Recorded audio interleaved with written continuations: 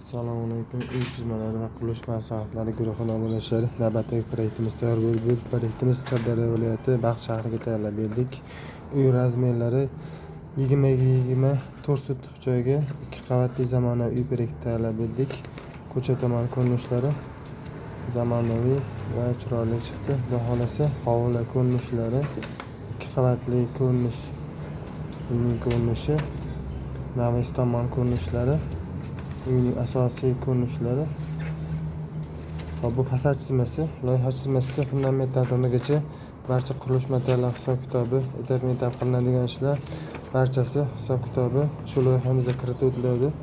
Kimga shunday uy proyekti kerak bo'lsa yoki arxitektura xizmati kerak bo'lsa, bemalol murojaat qilaverasizlar. Inshaalloh buyurtmaqilingan uy proyektlaringizni chiroyli qilib bitirib beramiz.